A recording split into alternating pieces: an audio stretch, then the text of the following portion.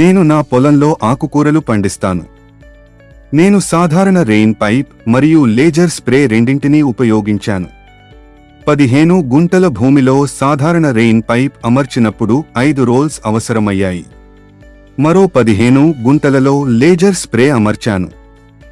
దానికి కేవలం 2 రోల్స్ మాత్రమే అవసరమయ్యాయి. మొత్తం పొలంలో నీరు సమానంగా పడుతుంది. మొదటి నుంచి చివరి వరకు నీటి పంపిణీ సమానంగా ఉంటుంది. పొలంలో ఎక్కడా పొడి ప్రాంతం ఉండదు. లేజర్ స్ప్రే మా కుటుంబానికి ఒక వరంలా మారింది. 15 గుంటలలో 5 రోల్స్ రెయిన్ పైప్ అవసరమయ్యాయి. కానీ లేజర్ స్ప్రేతో కేవలం 2 రోల్స్ చాలు.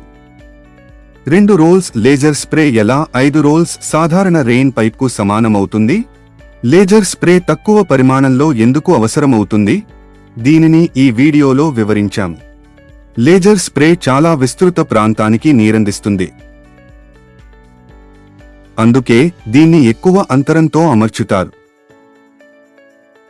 తక్కువ లైన్లతోనే లేజర్ స్ప్రే మొత్తం పొలానికి నీరందిస్తుంది. అందువల్ల లేజర్ స్ప్రే తక్కువ పరిమాణంలో సరిపోతుంది.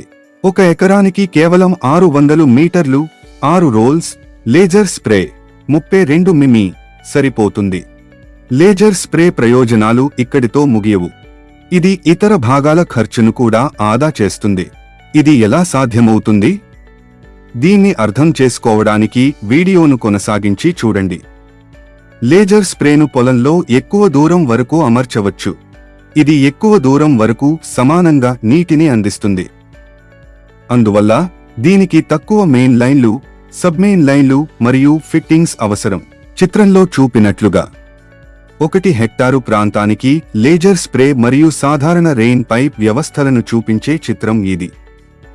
లేజర్ స్ప్రే వ్యవస్థలో మెయిన్ లైన్ చాలా చిన్నదిగా ఉన్నట్లు మీరు చూడవచ్చు. సబ్మెయిన్ లైన్ కూడా చిన్నదిగా ఉంటుంది. చాలా తక్కువ వాల్వులు మరియు ఎండ్ క్యాప్స్ అవసరం. మొత్తంగా లేజర్ స్ప్రే వ్యవస్థ స్ప్రే పైపులు, మెయిన్ లైన్, సబ్మెయిన్ లైన్ మరియు ఫిట్టింగ్స్ ఖర్చును తగ్గిస్తుంది. కాబట్టి రైతు సోదరులారా, లేజర్ స్ప్రే నిజంగానే ఆర్థిక పరంగా ఎంతో లాభదాయకం. లేజర్ స్ప్రే అనేది ఒక తెలివైన నిర్ణయం.